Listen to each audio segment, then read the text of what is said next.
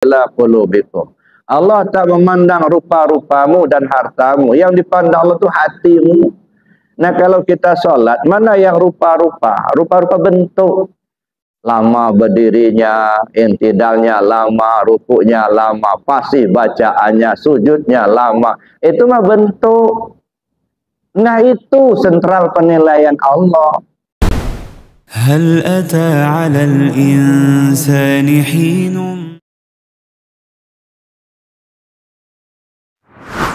Semuanya akan membawa kebaikan buat kita. Karena itu Allah jelaskan, laqad kana lakum fi Rasulillahi uswatun hasanah. Sungguh pada diri Nabi itu, dari Rasul itu menjadi contoh tauladan yang terbaik buat kalian. Buat siapa? Pertama, limakan yarjullah. Siapa orang yang ingin berjumpa dengan Allah. Siapa orang yang ingin selamat kembali kepada Allah.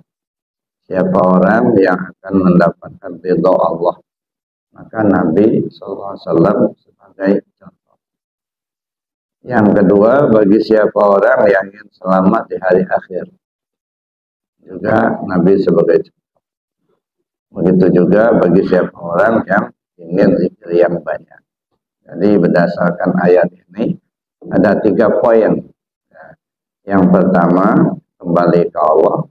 Yang kedua, selamat di hari akhir. Dan yang ketiga, untuk zikir yang banyak. Bagaimana kita mencontoh beliau dan apa yang harus kita contoh?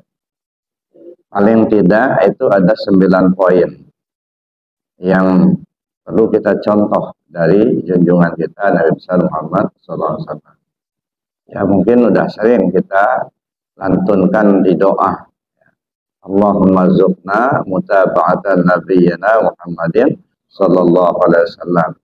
Awalan, akhiran, zahiran, batinan. Qaulan, fi'lan, ta'atan, ibadatan, amalan salihah. Jadi paling kurang 9 poin yang menjadi butir-butir yang perlu kita contoh. Itu antara lain, masih banyak yang lain. Ya. Pertama kita lihat awalan, akhiran, zahiran, batinan. Mana awal Muhammad, mana akhir Muhammad, mana zahir Muhammad, mana batin Muhammad. Nah ini contoh. Nah ini 4 macam, ini urusan tasawuf, urusan ke dalam. Urusan di luar, urusan syariat itu ada 5 poin. Qaulan, fi'lan, ta'atan, ibadatan, amalan solehah. Jadi Bapak Ibu yang saya hormati, mari kita lihat, ya mungkin tidak sempat kita uraikan satu persatu 9 poin. Paling tidak kita bagi 2 saja. Ada urusan ke dalam, ada urusan di luar. Yang urusan di luar itu syariat namanya. Yang urusan di dalam itu hakikat namanya. Jadi syariat dan hakikat. Jadi Bapak Ibu yang saya hormati, bagaimana beliau menempatkan diri beliau sebagai awal Muhammad, akhir Muhammad, zahir Muhammad, batin Muhammad. Apakah ada contoh dari beliau? Banyak sekali. Salah satunya misalnya, kalau dalam istilah hadis kita sebut dengan hadis qudsi. Dulu kalau nggak salah pernah saya utarakan. Ya, ketika menjelaskan tentang 2 kalimat syahadat sebenarnya. Ya. Pada beberapa waktu yang lalu di awal-awal kita ngaji di sini, pertama saya jelaskan dulu posisi dari Islam, iman dan ihsan. Dari 3 poin ini melahirkan 4 bidang ilmu, syariat, tarekat, hakikat dan ma'rifat. Jadi 4 bidang ilmu dari syariat, tarekat, hakikat, ma'rifat itu turunan daripada Islam, iman, dan ihsan. Nah, kenapa 4 ilmu dalam Islam itu? Karena diri kita ini ada 4 lapis. Lapis pertama disebut dengan jasmani atau tubuh yang kasar, atau disebut tubuh basyari. Dalam bahasa tasawuf ini disebut ayang kharaziyah. Yang kedua ada yang disebut hati. Hati ini disebut wujud yang am. Dan yang ketiga disebut nyawa. Nyawa ini disebut dengan ayang sabitah. Yang keempat disebut rahasia. Rahasia ini disebut dengan wujud muhad. Nah, jadi 4. Jadi kalau di bahasa kita kan yang gampang mengingatnya tubuh, hati, nyawa, dan rahasia. Nah, 4 bidang inilah yang harus kita bina. Tubuh kita bina dengan ilmu syariat, hati dibina dengan ilmu tarekat, nyawa dibina dengan ilmu hakikat, rahasia diri dibina dengan ilmu ma'rifat. Sempurna pembinaan diri kita yang 4 lapis ini, itu disebut insan kamil, manusia yang sempurna. Apanya yang sempurna? Sempurna kembalinya kepada Allah.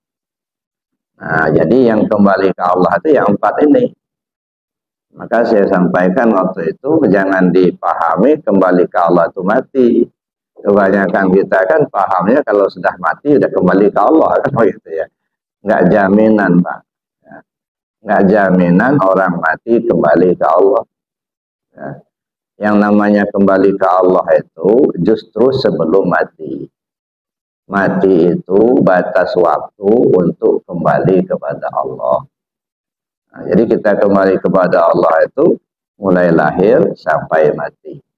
Makanya kata Allah dalam Al-Quran disebutkan, maka nafi hadi a'ma wa huwa fil akhirati a'ma wa adalla sabilah. Siapa orang yang buta tentang Allah di dunia ini, di akhirat pun dia buta dan akan menempuh jalan sesat.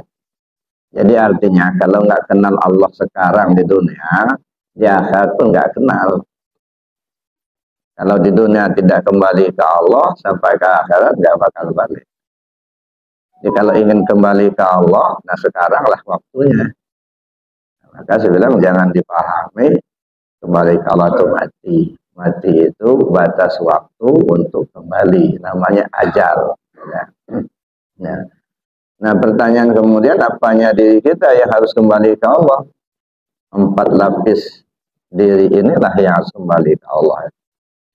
Tubuh kembali ke Allah, hati kembali ke Allah, nyawa kembali ke Allah, rahasia diri kembali ke Allah. Nah ini saya kira yang 4 lapis yang harus kita usahakan. Nah sebab kalau sampai ini nggak selesai, sampai ajal kita tiba, nah ini saya kira ini jadi urusan besar ini. Nah, makanya Allah selalu ingatkan, wa anfiqu mimma razaqnakum min qabli an ya'tiya ahadakumul maut. Infakkan apa yang sudah Allah berikan padamu sebelum ajalmu tiba, sebelum kematian datang. Cuman di kita ini persepsinya kalau sudah bicara infak, sedekah duit, sedekah duit, sedekah harta. Padahal kata Allah, mimma razaqnakum, apa yang sudah kami berikan kepada. Apa saja yang diberikan Allah pada kita, semua. Jangankan yang ada di luar diri kita, di dalam diri kita ini kan semuanya pemberian Allah. Ya.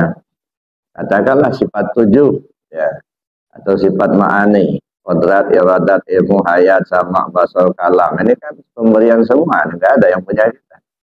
Qadrat, kuasa kita, qadrat Allah. Ya. Lalu kemudian tahu kita ilmunya Allah, keinginan kita iradatnya Allah, melihat kita basarnya Allah, mendengar kita samanya Allah, ya. Ngomong aja kita itu kalamnya Allah. Jadi semuanya itu adalah pinjaman dari Allah. Maka Allah perintahkan balikkan, wa anfiqu mimma razaqnakum, serahkan. Nah, jadi kita harus serahkan itu. Serahkan kita apa yang sudah Allah berikan pada kita, mulai dari apa yang ada di diri kita sampai kepada yang di luar diri kita. Artinya kita tidak akui itu semua milik kita, tapi itu adalah milik Allah. Serahkan kepada Allah. Nah, jadi Bapak Ibu yang saya hormati, yang kita kembalikan kepada Allah itu ya semuanya. sebelum ajal kita tiba. Lalu kemudian kita lihat lagi di dalam ayat tadi, kalau ingin kembali kepada Allah, contohlah Rasulullah Sallallahu Alaihi Wasallam. Jadi beliau sebagai sentral figur. Bagaimana beliau menyikapi yang 4 pertama tadi? Awal Muhammad, akhir Muhammad, zahir Muhammad, batin Muhammad. Mana yang awal Muhammad? Awal Muhammad itu disebut dengan Rabbani. Akhir Muhammad, Nurani. Batin Muhammad, zahir Muhammad, Jasmani. Batin Muhammad, Ruhani. Ini yang disebut dengan ya awal, akhir, ya zahir dan batin. Di awal Muhammad, Rabbani. Adakah boleh contohkan bagaimana beliau menempatkan awal Muhammad? Banyak sekali. Dalam hadis kita sebut hadis qudsi. Ya. Salah satu di antaranya ya, man qala la ilaha illallah, ya. La ilaha illallah hisni. La ilaha illallah hisni. Man qala la ilaha illallah dakhala hisni. Man dakhala hisni amina min azabi. La ilaha illallah itu benteng aku. Siapa orang yang mengucap la ilaha illallah berarti dia masuk ke dalam bentengku. Siapa orang yang sudah berada dalam bentengku, aman dia dari siksaanku. Itu satu. Yang menyampaikan kata-kata ini kan Nabi. Tetapi ku-nya itu Allah. Nah, pertanyaannya, di mana posisi Muhammad ketika itu? Ini yang saya katakan, beliau memperagakan, mempraktekkan penempatan Rabbani. Nah, karena beliau sentral figur, nah maka kita bercontoh. Bagaimana beliau menempatkan Rabbani di dalam dirinya. Dan bagaimana kita menempatkan Rabbani pada diri kita juga. Nah, as-sawmu li wa ana ajzi bihi. Puasa itu menuju aku. Kalau sudah sampai kepada aku, akulah yang jadi balasannya. Ya, kalau kita kan sering sebut puasa itu untuk aku, akulah yang membalasnya. Ya saya pikir ini mungkin perlu kita renungkan kembali. Ya. Puasa itu untuk aku. Emangnya Allah butuh puasa kita? Saya kira Allah tidak butuh puasa kita.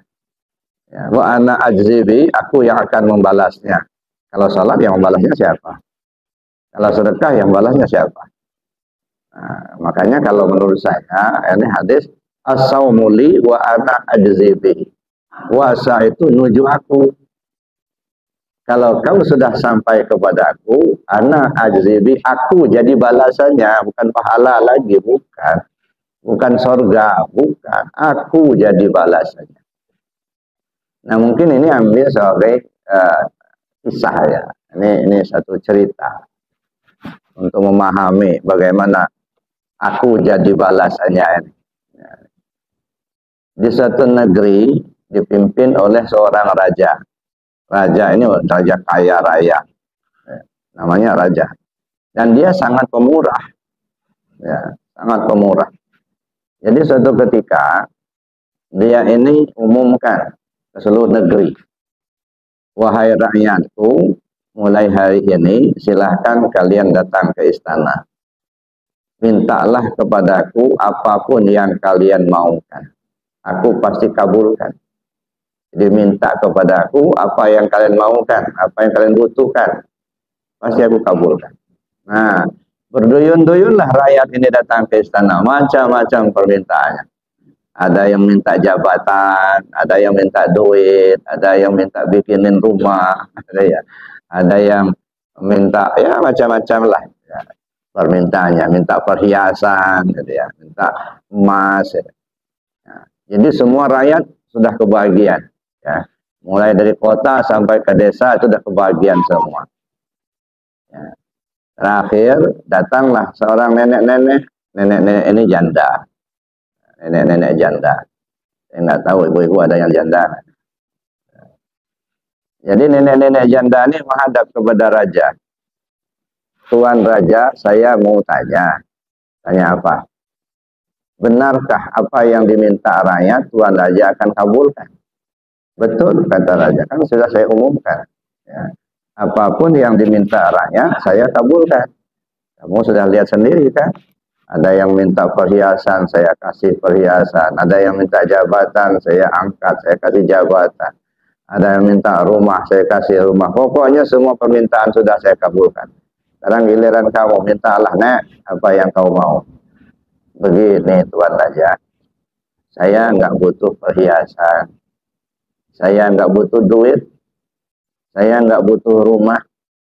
Saya nggak butuh jabatan. Karena saya ini janda, Tuan Raja. Yang saya butuhkan suami. Itu yang saya minta. Saya minta Tuan Raja nikahi saya. Nah, lain lagi permintaan si nenek.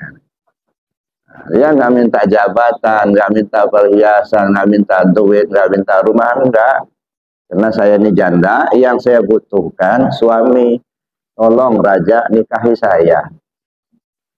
Nah, karena ucapan janji sudah disampaikan, sudah sesumbar, apapun permintaan rakyat dikabulkan, ya terpaksa Raja nikah sama nenek. Nah, begitu dia sudah nikah sama nenek, ya, apa yang dimiliki nenek, apa yang dimiliki Raja menjadi milik nenek juga. Ini pintarnya nenek. Makanya kalau jadi nenek itu yang cerdas. Ngapain minta pahala itu ada ya? Ngapain minta surga? Minta Allahnya gitu. Makanya dalam ilmu tarekat disebutkan selalu kamu awali ibadahnya, kamu awali zikirnya, ilahi anta maksudi. Ya Allah, engkau yang kutuju. Nggak nuju-nuju yang lain, nggak nuju pahala, enggak. Ya, kenapa tidak nuju pahala? Karena yang namanya pahala itu sudah dijanjikan Allah. Ngapain diminta lagi? Faman ya'mal misqala dzarratin khairan yarah wa may ya'mal misqala dzarratin syarran yarah. Yang perlu kita lakukan, perbuatlah kebaikan sebanyak-banyaknya, itu aja. Ya. Sebab pahala dan dosa itu merupakan sebab akibat. Ya, di diri kita ini ada 8 macam anggota. Mata, telinga, hidung, mulut, tangan, kaki, perut, dan kemaluan. Kalau kita gunakan berbuat baik, dapat pahala. Kalau kita gunakan berbuat tidak baik, dapat dosa. Ya udah, ngapain diminta lagi? Nah, tinggal lagi kita perbanyak perbuatan baik. Kita jauhkan perbuatan dosa. Udah gitu aja. Ini kan enggak, kadang-kadang nyinyir. Gitu ya. Mudah-mudahan amal ibadah kita hari ini mendapatkan pahala dari Allah. Saya pikir ini mancing ikan dalam ember. Nah, yang sudah di ember, sudah bisa digoreng, kok dipancing. Gitu. Mubazir. Kalau kata orang Payakumbuh, ini tidak kojo-bakojo. Orang mubazir. Begini. Kenapa diminta lagi? Nah, diminta itu yang masih liar. Gitu. Ridho Allah itu masih liar. Tunggilah kita ibadah semalam suntuk. Apa sudah dapat ridho Allah? Ada jaminan. Rajin betul kita ibadah. Selalu di awal waktu. Selalu kita sholat, puasa, sunat. Apa sudah ada jaminan ridho Allah? Belum tentu. Nah, itu yang diminta ridho Allah. Jadi Bapak Ibu yang saya hormati, kita kembali kepada yang tadi. Bagaimana Nabi SAW menempatkan Rabbaninya tadi. Nah, itu yang kita sebut dengan hadis qudsi. Dan ini banyak. Gitu ya. As-sawmu li wa ana ajzi bihi. La ilaha illallah hisni man qala la ilaha dakhala hisni man dakhala hisni amina min azabi. Al-insan siri wa ana siru wa fisiri ana. Manusia itu rahasiaku, aku itu ya rahasianya manusia itu. Itu yang ngomong itu Nabi. Ya. Tetapi ku-nya itu Allah. Ya. Nah, di mana posisi Muhammad ketika itu? Ya. Nah, Muhammad sudah nggak ada. Yang ada Allah itulah. Itu yang disebut Allah Zahir. Ya. Jadi Bapak Ibu yang saya hormati, apakah ini ada ulama atau umat Muhammad yang mencontoh ini? Banyak sekali. Kita aja yang nggak tahu. Salah satu contoh, ya, ketika Sultan Aulia menghidupkan orang yang sudah 300 tahun mati. Kan ceritanya, ada orang Islam sama orang Kristen itu bertengkar. Lewatlah Sultan Aulia. Ya, kenapa kalian kok bertengkar? Nah, kata orang Kristen ini, ya, bahwa Nabi Isa itu lebih mulia daripada Nabi Muhammad. Kenapa? Karena Nabi Isa bisa menghidupkan orang mati, sedangkan Nabi Muhammad tidak. Tetapi orang Islam ini bertahan. Ya, Nabi Muhammad lebih mulia daripada Nabi Isa, karena Nabi Muhammad Habibullah, kekasih Allah. Gitu. Nah, jadi bertengkarlah. Jadi kata Sultan Aulia, kalau hanya menghidupkan orang mati, gitu ya, nggak usah Nabi Muhammad. Ya, saya bukan Nabi, saya pengikut Muhammad, saya umat Muhammad. Kalau hanya menghidupkan orang mati, ayo kita cari kuburan. Carilah kuburan yang sudah 300 tahun terkubur. Ya, sampai di kuburan, apa yang disebut oleh Sultan Aulia? Hum biizni, bangun dengan izinku. Keluarlah jenazah yang ada dalam kubur itu. Belah kuburnya, keluarlah yang ada dalam kubur. Kebetulan memang dia artis dulu, nyanyi dia. Nah, jadi apa yang diperagakannya waktu hidup itu yang jadi ya dipakaiannya di akhirat. Ya. Nah, yang jadi persoalan kita ada ucapan Sultan Aulia, bukan persoalan apa jenazah itu hidup lagi, itu bukan itu. Ya. Yang jadi persoalannya adalah biizni, bangun dengan izinku. Yang ngomong itu Syekh Abdul Qadir. Tapi Syekh Abdul Qadir tidak bisa menghidupkan orang mati. Karena yang menghidupkan yang mati itu hanya Allah. Yuhyi wa yumit. Dialah yang menghidupkan dan dialah yang mematikan. Tapi kenyataannya Syekh Abdul Qadir Jailani ngomong biizni, bangun dengan izinku. Ternyata hidup. Nah, yang ngomong Syekh Abdul Qadir, tapi punya itu Allah. Nah, di mana posisi Syekh Abdul Qadir ketika itu? Nah, ini yang saya katakan tadi, bagaimana Nabi memperagakan, mempraktekkan Rabbani. Dan ini perlu kita contoh. Itu ilmunya ilmu tasawuf. Itu yang pertama. Ada lagi contohnya. Ayam itu binatang yang dihalalkan oleh Allah. Ya. Kambing, sapi, kerbau itu binatang yang halal. Ya. Tapi kalau disembelih tidak dengan bismillah menjadi haram dimakan. Kan begitu Pak ya. Ya, menjadi haram dimakan. Nah pertanyaannya, di mana letak haram dan halalnya dalam penyembelihan itu? Apa dengan ucapan kalimat Bismillahirrahmanirrahim atau di mana? Nah, kalau orang syariat memahaminya, ketika menyembelih hewan itu mengucap kalimat Bismillahirrahmanirrahim. Tapi apakah kalimat Bismillah itu yang membuat ayam itu menjadi halal dimakan? Nah, kalau hanya kalimat, namanya kalimat. Ya, bahasa Arabnya Bismillahirrahmanirrahim. Kalau bahasa Indonesianya dengan nama Allah yang Maha Pengasih lagi Maha Penyayang, itu mah bahasa, itu mah kalimat. Ya. Tetapi ya kalau dilihat dari segi fikih ya benar. Kenapa benar? Karena yang namanya fikih itu ucapan dan perbuatan. Kalau hanya di hati kan nggak kedengaran, maka perlu diucapkan. Maka nggak salah kalau orang nyembelih dengan mengucap Bismillahirrahmanirrahim. Nah pikiran kita udah halal lah itu. Karena apakah kalimat bismillahnya yang membuat dia halal atau bukan? Nah ini saya kira Bapak Ibu perlu kajian lebih jauh. Apa urusan kita sama binatang itu? Kita ngejadikannya enggak, kita ngasih nyawa juga enggak. Kok kita yang ngebunuh? Artinya bukan punya kita kan? Kita ngejadikannya enggak. Benar enggak Bapak Ibu bikin ayam? Kan enggak. Benar enggak kita ngasih nyawa ayam atau sapi itu? Enggak juga. Tiba-tiba kita yang ngebunuhnya, apa urusannya? Maling namanya itu. Bukan punya kita, malah kita yang ngebunuhnya. Tapi dengan bismillah. Nah, bismillah di sini bukan persoalan kalimat. Dengan nama Allah. Aku sembelih ayam. Bukan nama kita, bukan. Nah, atas nama Allah aku sembelih. Logikanya, ini Baitul Mukmin, masjid. Umpama kita akan meresmikan pemakaian Masjid Baitul Mukmin. Lalu kita ngundang Pak Gubernur untuk meresmikannya. Ya. -1, Pak Gubernur panggillah. Katakanlah Pak Yahya Ade. Mana Pak Yahya Ade? Dr. Haji Yahya Ade. Ya. Pak Haji, ini ada undangan peresmian Masjid Baitul Mukmin di Begadang 5. Oh iya benar Pak Gubernur. Masya Allah, besok itu saya nggak bisa Pak Haji, nggak bisa hadir karena ada urusan di Jakarta. Saya minta Pak Haji lah mewakili saya untuk meresmikan masjid itu. Boleh Pak, kata Pak Yahya. Pada hari H jam D, lalu protokol bilang acara selanjutnya peresmian pemakaian Masjid Baitul Mukmin oleh Bapak Gubernur Lampung. Yang dalam hal ini diwakili oleh Dr. Haji Yahya Ade.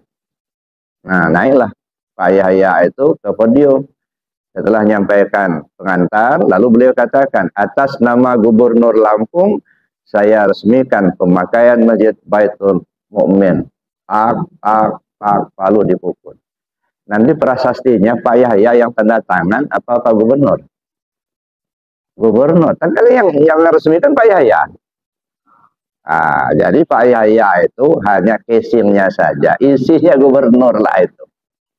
Jadi pada saat beliau mengatakan atas nama Gubernur Lampung saya resmikan, Gubernur yang ngomong itu bukan Yahya, casingnya aja yang Yahya. Maka kalau orang tanya siapa yang meresmikan pemakaian Masjid Baitul Mukmin, Pak Gubernur, bukan Pak Yahya, bukan. Nah nih, jadi inilah menempatkan posisi. Makanya dengan menyembelih hewan tadi Bismillah dengan nama Allah, nah baru sah Pak. Ya, kalau tidak dengan nama Allah nggak sah, nggak boleh dimakan, maling namanya itu. Bukan hak kita, kenapa kita yang ngebunuh? Nah ini yang saya katakan, beliau menempatkan posisi Rabbani. Sudahkah kita menempatkan, mencontoh itu? Jadi yang dicontoh itu bukan hanya pakai jenggot, yang pakai celana jingkrang, bukan hanya itu. Yang mau contoh itu ya bagus, silakan saja. Tapi bukan hanya itu maksud saya.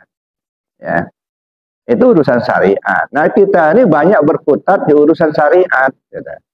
Yang urusan hakikat, urusan ke dalam, malah kita bid'ahkan begitu. Nggak boleh belajar tasawuf, nggak boleh belajar tarekat, itu bid'ah. Kalau itu nggak dipelajari, nggak kenal kita kepada Allah. Ya. Karena urusan syariat itu urusan aturan, Pak. Rajinlah kita sholat di awal waktu, nggak pernah tinggal sholatnya. Puasa Senin Kamis, sudah haji, umroh tiap bulan, bagus, itu syariat. Ya. Tapi yang dikaji dalam tasawuf itu bukan urusan yang begitu, karena ya itu namanya hukum-hukum. Ini halal, ini batal, ini sah, ini batal, ini halal, ini haram, itu hukum-hukum. Yang diinginkan dalam tasawuf itu mengenal siapa Allahnya. Bagaimana kita mencontoh Rasulullah, menempatkan Rabbaninya. Dan ini harus, Pak, harus kita contoh. Kalau tidak, ya kita tidak akan sempurna. Dan itu syarat-syarat banyak sekali. Ya, itu salah satunya hadis qudsi. Yang kedua, Isra Mi'raj. Coba perhatikan. Isra Mi'raj itu Nabi dari Haram ke Palestina atau ke Masjid Aqsa. Ya, dari Masjid Haram ke Aqsa, dari Aqsa baru ke langit. Ngapain kok ke Masjid Aqsa dulu baru ke langit? Kenapa enggak dari Haram langsung ke langit aja? Kan bisa saja dari Mekah langsung ke langit, enggak mesti harus ke Aqsa dulu. Tapi kan itu kan isyarat, ya deh. Ya. Linuriyahu min ayatina, karena kami ingin perlihatkan tanda kebesaran kami. Memperlihatkan itu artinya memperagakan. Ini loh caranya kalau ingin menghadap Allah. Apa itu? Haram ke Aqsa, bumi. Bumi itu apa? Nyata. Perjalanan yang nyata. Yang nyata mana? Syariat lahiriah. Lalu ke langit. Langit itu gaib. Gaib itu apa? Hakikat batiniah. Jadi kalau Nabi Isra Mi'raj menghadap Allah menempuh dua macam perjalanan. Perjalanan di bumi yang nyata, perjalanan di langit yang gaib. Nah, kalau kita begitu juga kalau ingin menghadap Allah, kalau ingin kembali ke Allah, dua macam perjalanan, syariat lahiriah dan hakikat batiniah. Syariat urusan hukum-hukum, hakikat urusan ketuhanan. Jadi bagaimana kita mengatakan bahwa tasawuf itu bid'ah? Tidak perlu itu. Nggak akan kenal Allah. Ya. Makanya saya bilang ya, ada yang jamaah yang cerita ada si A, si B itu membid'ah-bid'ahkan tasawuf itu. Membid'ah-bid'ahkan tarekat. Saya bilang ya biarin aja lah mumpung dia masih hidup. Nanti kalau sudah mendekati mati, nah baru tahu pentingnya tasawuf, pentingnya tarekat itu. Nah, ibaratnya orang berenang di lautan lepas, kalau tak ada pegangan, kelelap itulah. Nah, yaumala yanfa'u malu wala banun illa man atallah biqalbin salim. Pada saatnya hartamu, anakmu, istri, suami tak bisa nolong sama sekali. Yang selamat hanyalah yang datang menghadap Allah dengan hati yang bersih. Bersih dari selain Allah. Nah, bagaimana kita menyingkirkan dari hati kita ini selain Allah? Singkirkan semua. Tidak ada di hati kita selain Allah. Menyingkirkan itu tidak gampang, Bapak Ibu. Makanya dalam kajian tasawuf itu yang paling sulit itu dua hal. Yang pertama, mengembalikan pinjaman. Dan yang kedua, menghilangkan sangkutan. Nah, mengembalikan pinjaman relatif gampang dibanding dengan menghilangkan sangkutan. Asal tahulah kita ini bukan milik kita, basor, misalnya sifat 7, kodrat, iradal, ilmu, hayat, sama, basor, kalam, itu bukan punya kita, punya Allah. Nah, kita yakini itu punya Allah. Jangan yakin itu punya kita. Kembalikan itu kepada Allah sehingga timbullah istilah la hayyun, la alimun, la samiun, la basirun, la qadirun, la muridun, la mutakallimun bil haq illallah. Tak ada yang hidup, tak ada yang tahu, tak ada yang kuasa, tak ada yang kehendak, tak ada yang melihat, tak ada yang mendengar, tak ada yang berkalam melainkan Allah semata-mata. Nah, ini namanya kita mengembalikan pinjaman. Nah, kalau kita sudah paham itu relatif gampang. Yang susah menghilangkan sangkutan, Pak.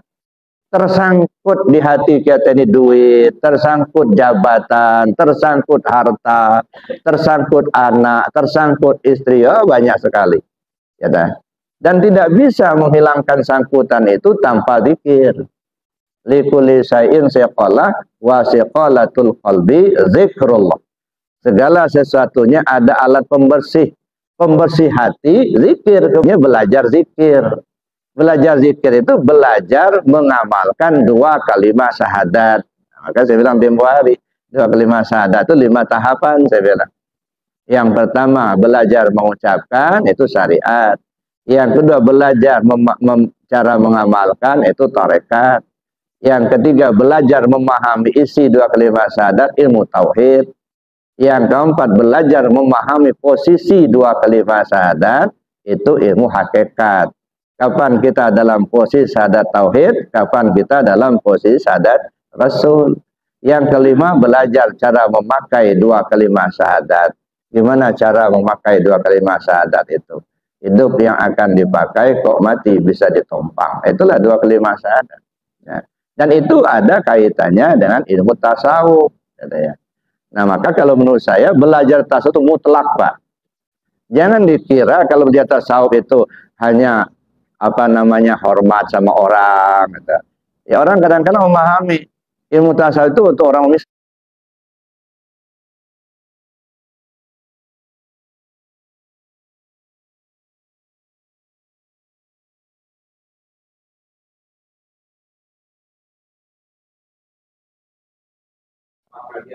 Orang kaya, orang miskin, laki, semua. Kenapa semua?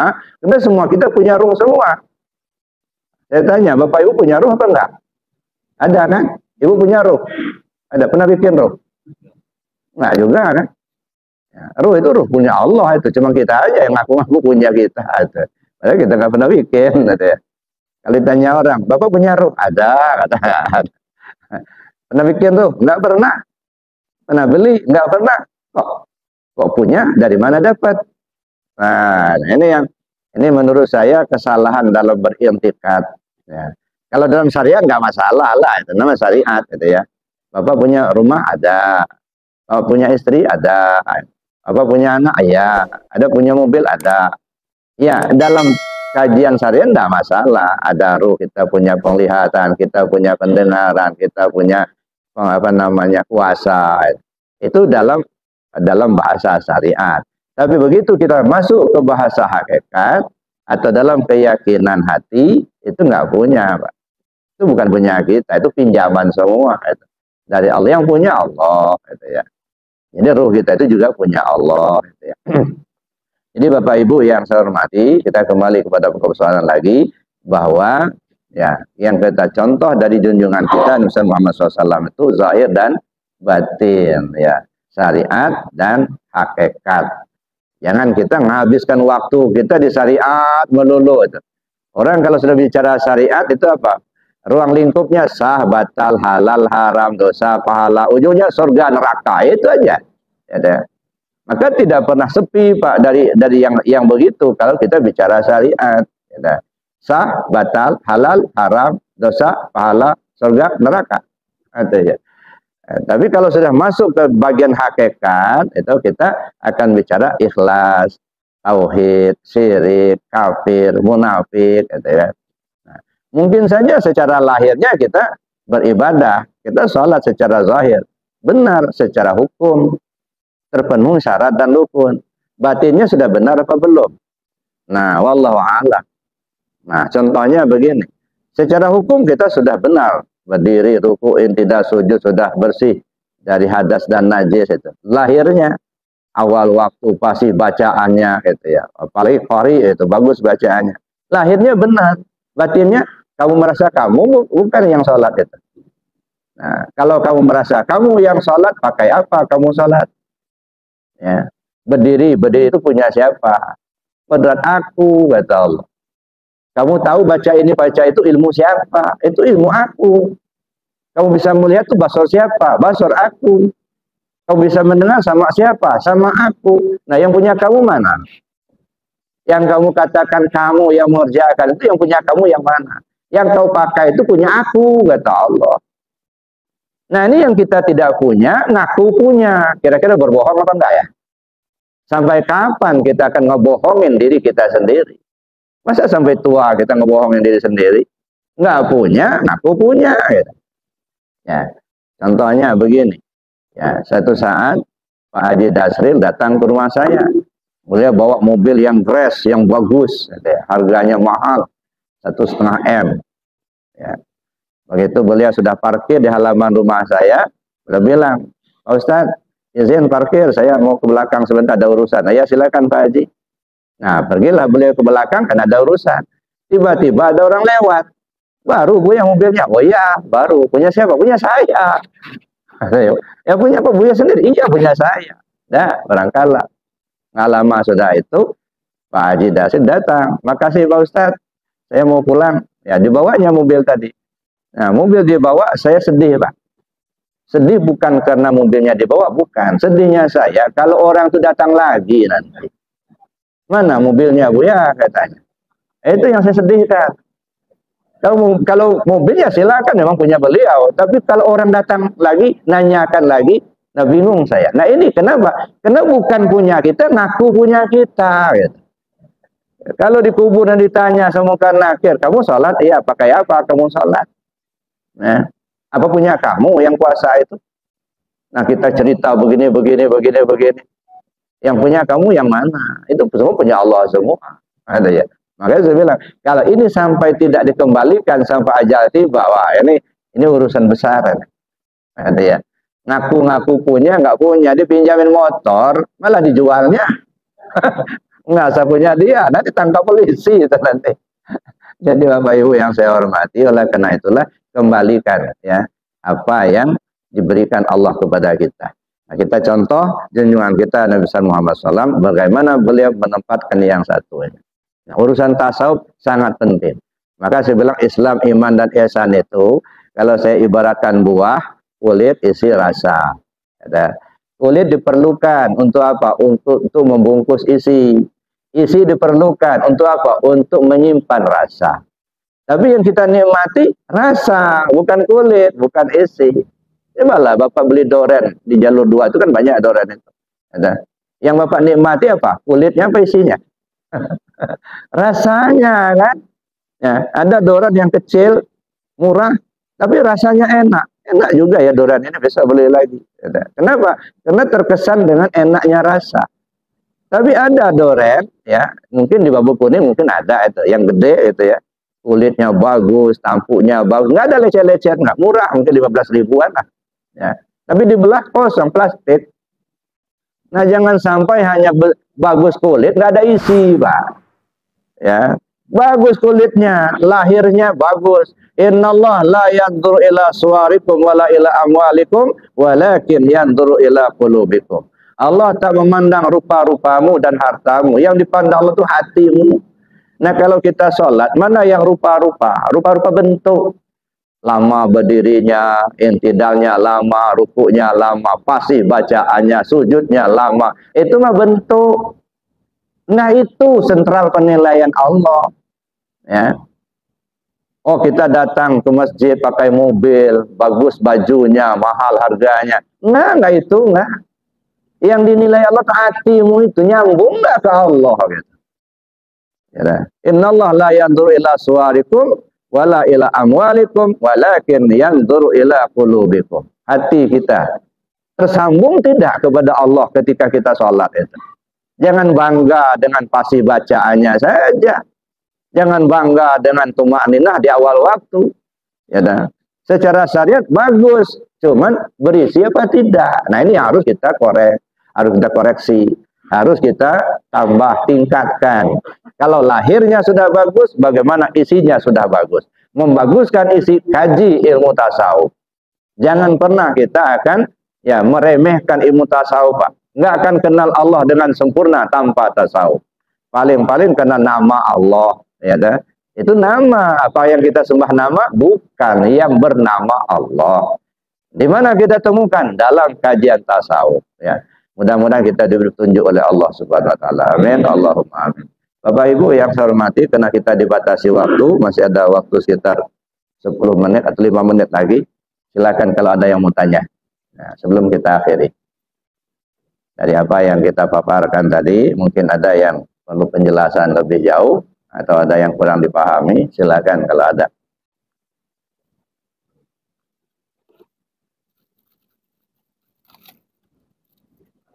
Ya, silakan.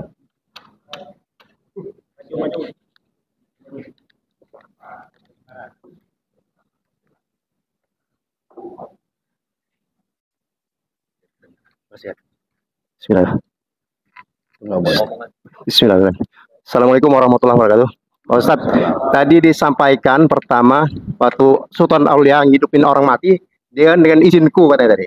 Nah pada saat nyembeli ayam tadi itu dengan Bismillah sama Allah, itu gimana ini Pak Ustadz? Ini apa hubungannya, korelasinya kira? Hubungannya waktu kuku pada saat nyembeli ayam tadi Bismillah sama Allah, itu hubungannya gimana Pak Ustadz? Terima kasih. Assalamualaikum warahmatullahi wabarakatuh. Assalamualaikum warahmatullahi wabarakatuh. Nah itu yang saya katakan tadi, memahami ya posisi tadi, ya hubungannya dengan Allah, ya kita menghilangkan keakuan diri kita. Itu kajian tasawufnya. Ya, jadi artinya kita masuk dalam posisi dalam syahadat tauhid. Ya, kita dalam posisi meniadakan diri kita untuk mengisbatkan hanya kepada Allah semata. Kalimatnya la ilaha illallah. Makanya disebut la ilaha itu nafi dan isbat. Menafikan yang ada pada hamba, mengisbatkan hanya kepada Allah semata. Ya, di situ arahnya Pak. Ya, jadi makanya menjadi halal ayam itu tadi. Ya, kenapa? Karena kita bukan kita. Ya hakikatnya yang membunuh ayam itu. Ya, nah, karena kita sudah kembalikan kepada Allah semata. Ya. Dipahami aja lebih jauh itu Pak ya. Ya. Tapi itu artinya kita menempatkan posisi Rabbani tadi. Ya. Itu salah satu contoh ya. Wa ma ramaita idz ramaita walakinallaha rama. Ya. Bukan kamu yang melempar pada saat kamu melempar, tapi Allah yang melempar. Kata Allah dalam Al-Qur'an. Lahirnya Nabi kan yang melemparkan pasir kepada musuh. Tapi kata Allah, bukan kamu yang lempar, Allah yang melempar. Satu dasarnya Pak, ya. Yang kedua, ya, wallahu khalaqakum wa ma taf'alun. Allah yang menjadikan kamu dan apapun yang kamu perbuat. Itu dasarnya. Kalau Bapak tanya dalilnya, itulah dalilnya. Allah yang menciptakan kamu dan apapun yang kau perbuat. Jadi bukan Bapak yang berbuat, Allah yang menciptakan perbuatan Bapak itu.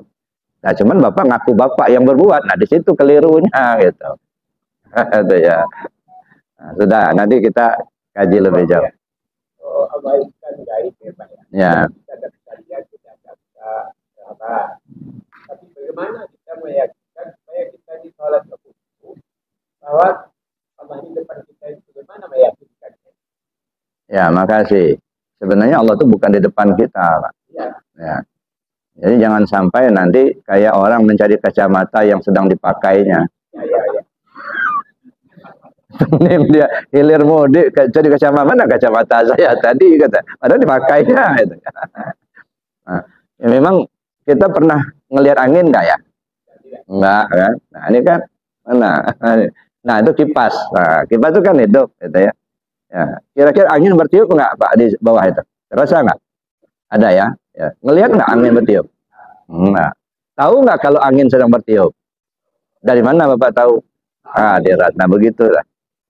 Ya, kita tidak pernah melihat angin, tapi tahu kalau angin lagi bertiup. Gitu.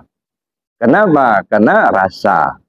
Ya, angin bertiup, terasa dingin, kan begitu kan? Nah, apakah kita melihat Allah dengan mata kepala? Enggak bisa. Karena Allah itu ghaibul ghuyub. Tapi kata Allah, fa innama tuwallu fasama wajhullah. Dimanapun kau menghadap, di situ wajah Allah. Nah, Bapak ngeliat meja ini enggak? Kalian enggak Pak meja ini? Nah, kira-kira Bapak ngeliat Allah enggak di sini? Nah, berarti nggak percaya sama Al-Quran dah. Udah. Ini karpet, kelihatan kan karpetnya? Udah. Ketika Bapak memandang karpet ini, ngelihat Allah nggak? Nggak percaya sama Al-Quran. Udah. Ya kan kata Allah, nama Tuhan lupa sama wajah Allah. Dimanapun kamu menghadap, di situ wajah Allah. Mestinya tahu itu. Ya. Kalau kita nggak tahu, bukan Allahnya, nggak ada. Kita yang buta, Pak. Udah. Nah, sekarang begini. Untuk mendekatkan paham, makanya perlu kaji tasawuf itu sebenarnya. Ini meja ini dari kayu apa besi ini? Kayu. Kayu itu tumbuh apa? Tumbuh di tanah apa di tambang? Di tanah, tumbuh kan? Nah, kebayanglah kita yang namanya kayu itu ada batangnya, ada akarnya, ada dahannya, ada ranting, ada daun, kan begitu. Kok bisa jadi meja? Kan kayu kan tumbuhnya ada dahan, ada daun. Dipotong, Pak. Yang motongnya siapa? Orang. Ya. Sudah dipotong, digergaji. Sudah digergaji, dibawa ke panglong atau ke rumah. Lalu kemudian disuguh, dirakit jadi meja. Jadilah meja seperti ini. Nah, yang mengerjakan itu siapa? Orang. Tukang itu kan orang. Yang menebangnya orang. Yang merakitnya orang, itu orang itu hidup atau mati? Hidup. Yang ngasih hidup siapa? Nah, itu kan. Ketahuan kan, tahu kan kalau kita ngelihat meja itu tahu dengan Allah. Ya. Pandang meja, terlihatlah tukang. Pandang tukang, kelihatan Allah. Itu. Bukan tukang itu Allah, bukan. Yang tukang itu hidupnya itu pakai hayat Allah. Tukang itu tahu berilmu, ilmu itu ilmunya Allah. Tukang itu melihat itu basarnya Allah. Begitu kita sudah melihat meja, sudah melihat tukang, meja sudah tak terlihat lagi, Pak. Yang kelihatan tukang. Begitu kita sudah memandang tukang, terlihatlah Allah. Begitu Allah sudah terlihat, tukang sudah tak terlihat lagi. Bapak pernah ngaca apa enggak? Pernah. Ya, yang Bapak lihat dalam cermin itu siapa? Siapa, Pak?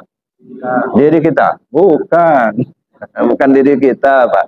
Yang di dalam cermin itu bukan diri kita, bukan. Bayangan diri kita. Yang di dalam cermin itu bayangan diri kita.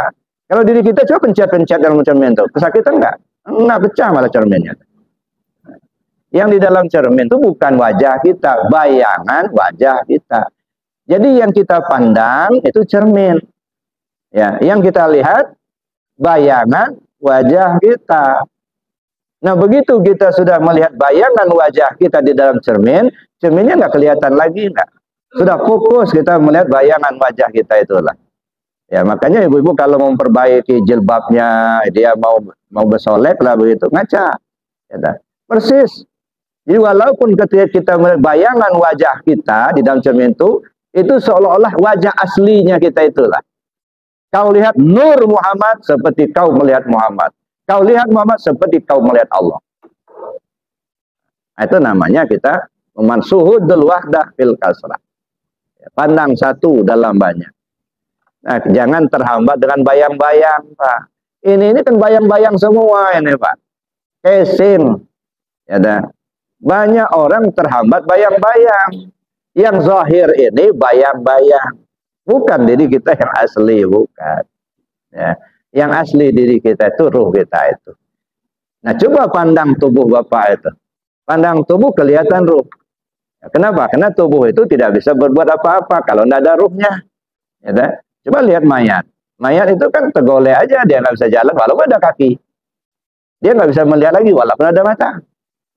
Nah, berarti bukan kaki yang berjalan, bukan mata yang melihat, bukan mulut yang ngomong. Ruh kita itu. Nah, begitu kita sudah pandang jasad, terlihatlah ruh. Nah, sekarang jasad sudah tidak terlihat, pandang ruh.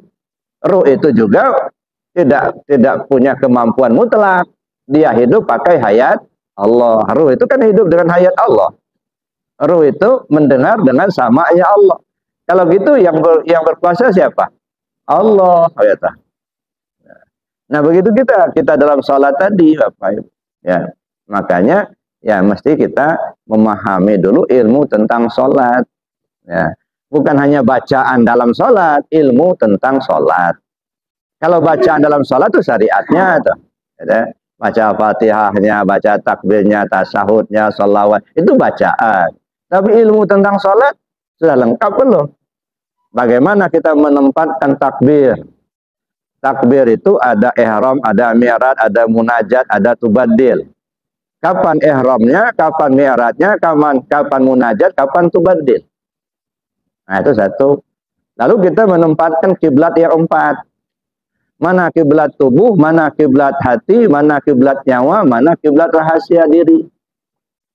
Nah, menempatkan kiblat yang 4 ini juga harus pas. Makanya kalau betul ilmu salatnya itu lengkap, Pak, ya rasanya nggak akan keingat lagi tempe gosong itu. Nggak keingat lagi jemuran belum terangkat. Sibuk, Pak. Ya, sibuk kita untuk berdialog dengan Allah. Sampai kepada Al-Fatihah saja begitu kita baca Bismillahirrahmanirrahim, Alhamdulillahirabbil alamin, Ar-Rahmanirrahim, Maliki yaumiddin, Iyyaka na'budu wa iyyaka nasta'in. Itu kan kita memuji Allah terus itu. Itu punya Allah, itu bukan punya kita. Begitu kita masuk ihdinas siratal mustaqim, siratal ladzina an'amta 'alaihim ghairil maghdubi 'alaihim waladdallin. Itu punya sifat. Jadi kita mesti bedakan dulu mana zat, mana sifat. Ada. Baru sempurna sholatnya. Jadi kita menyembah Allah itu bukan seperti orang non-muslim menyembah Tuhannya, ada sesajen. Gitu. Enggak. Menyembah Allah itu maksudnya mempersembahkan apa yang ada pada kita untuk kita persembahkan kepada Allah. Itu menyembah Allah. Nah, sekarang pertanyaannya, yang dipersembahkan apa? Yang Bapak persembahkan itu apa? Apa sholat berdiri rukuk dan tidak sujud itu namanya nyembah Allah? Bukan. Gitu ya. Itu pekerjaan sholatnya. Nah, yang sholatnya sendiri yang mana? Ya. Aqimis sholata li dzikri. Kau sholat mengingat aku, jangan ingat yang lain. Pada saat kita sholat, yang kita ingat Allah. Hilangkan dulu yang lain, singkirkan dulu yang lain. Maka diawali dengan wudhu, Pak. Ya. Wudhu itu apa? Kalau hanya sekedar mengasuh muka, membasuh tangan, mengusap kepala, basuh kaki, Pak, anak TK juga bisa itu. Enggak itu mah syariatnya. Makna membasuh muka itu apa? Jangan bermuka-muka lah sama Allah itu. Ngaku kita yang hebat, ngaku kita yang pintar. Allah tahu kok itu. Supaya dilihat orang hebat, supaya dilihat orang rajin, itu bermuka-muka, enggak boleh. Ya. Basuh tangan, apa itu tangan? Alat kekuasaan, lambang kekuasaan. Jangan merasa berkuasa, cuci dulu tangan nenek.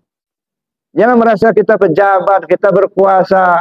Ya, Hilangkan dulu itu. Maka cuci tangan, usap kepala. Apa itu kepala? Otak, berpikir. Jangan mengandalkan pikiran kita, seolah kita yang paling pintar gitu. Dunia ini kita yang ngatur gitu. Enggak. Usap dulu kepala itu. Hilangkan dulu keakuan kita yang pintar itu. Nah, begitu cuci kaki. Cuci kaki itu apa? Luruskan langkah. Gitu. Menuju Allah. Jangan kemana-mana. Gitu. Bersihkan langkah-langkah yang tidak bagus itu. Gitu. Makanya barulah kita sholat. Gitu. Makanya kalau dipahami Pak, Masya Allah, mulai dari uduk sampai ke pelaksanaan sholat itu, semuanya mengajarkan untuk menanggalkan apa yang ada pada hamba, untuk mengisbatkan hanya kepada Allah saja. Maka secara singkat kalimatnya la ilaha illallah, itu kalimat singkat, tapi isinya Masya Allah, ya, selebar laut bumi dan langit Pak. Ya. Nah, jangan dipahami uduk itu cuma hanya basuh muka, cuci tangan, nah itu mah syariatnya iya, tapi bukan itu. Hanya urutan itu. Nah, kalau itu kita sudah pahami, barulah kita bisa merasakan yang disebut menyembah Allah dalam sholat itu. Mempersembahkan sesuatu kepada yang punya. Apa yang kita persembahkan? Ya. Kemudian isi sesembahannya mana? Munculnya dari mana? Ya. Jadi apa yang kita persembahkan sama Allah, muncul persembahan itu dari mana? Isinya mana? Nah, maaf Bapak Ibu, nanti kalau sudah masuk kajian tasawuf, yang kita persembahkan kepada Allah itu apa yang Allah berikan pada kita, serahkan lagi. Wa anfiqu mimma razaqnakum min qabli an ya'tiya ahadakumul maut. Maka hilangkan dulu keakuan kita itu. La hayyun la alimun la samiun la basirun la qadirun la muridun la mutakallimun bil haq illallah. Itu satu, ya. Munculnya dari mana? Dari hati. Jangan ikut-ikutan, dari betul hati, tahu begitu. Nah, setelah itu berisi nggak sesembahannya? Apa isinya? Islam, iman, tauhid, ma'rifat. Itu isi sesembahan. Ya, Islam itu apa? Ketundukan pada aturan. Apa yang diperintahkan kerjakan, yang dilarang tinggalkan. Udah rajinlah kita sholat, tapi ngebohongin orang. Rajin kita sholat, tapi jadi koruptor. Sholat tunggang-tunggi di masjid, pulang sendal kawan diambil. Nggak berisi, nggak ada sembahannya itu. Badan payah, hati susah. Ya, tunggang-tunggi sholat di masjid, begitu pulang sendal kawan diembatnya. Nggak berisi sesembahannya. Satu, itu Islam itu. Iman, keikhlasan menerima segala ketetapan Allah. Allah beri kita sehat, syukur. Allah beri kita sakit, sabar. Bukan sehat dan sakitnya yang kita pandang, Allahnya yang menetapkan. Itu yang kita lihat. Allah beri kita harta kaya, harta banyak duitnya. Allah beri kita miskin harta. Begitu kita diberi Allah kaya harta, syukur. Begitu kita diberi miskin, sabar. Bukan hartanya ada atau tidaknya yang kita lihat. Yang kita lihat Allah menetapkan untuk kita. Jadi yang kita lihat itu Allahnya, bukan duitnya, bukan gitu ya. Nah, kalau kita hanya melihat duitnya, nah ini kadang-kadang kita nggak bisa bersyukur sama Allah. Kenapa? Yang kita lihat duitnya. Saya susah-susah mengerjakan kelas keringat banting tulang. Mau dikasihkan pula sama orang. Nah, itu ya. Kenapa? Karena yang dilihatnya duitnya. Dia tidak melihat Allah yang menetapkan. Nah, gitu. Jadi mesti berisi Pak sembahan. Baru kemudian tauhid, tauhid zat, sifat, asma dan afalnya. Kemudian ya, ma'rifatnya, pengenalan, tahu betul kita kenal. Ma'rifat itu kan kenal, tapi maksudnya kenal itu dipakai. Ya, dia bukannya diketahui, tapi dipakai. Ya. Saya kira itu Bapak Ibu yang saya hormati, karena waktu yang sangat terbatas. Saya kira cukup demikian apa yang saya sampaikan. Mudah-mudahan Allah memberikan petunjuk kepada kita semua, sehingga mudah-mudahan kita mendapatkan ridho Allah dari dunia sampai akhirat. Ya. Amin, Allahumma amin. Mari kita tutup dengan doa dan kafarat majlis. Bismillahirrahmanirrahim. Allahumma inni astaudi'uka ma 'allamtani wardudhu ilayya 'inda hajati wa la tansani ya rabbal alamin. Subhanakallahumma wa bihamdika asyhadu an la ilaha illa anta astaghfiruka wa atubu ilaik. Assalamualaikum warahmatullahi wabarakatuh. هل أتى على الإنسان حين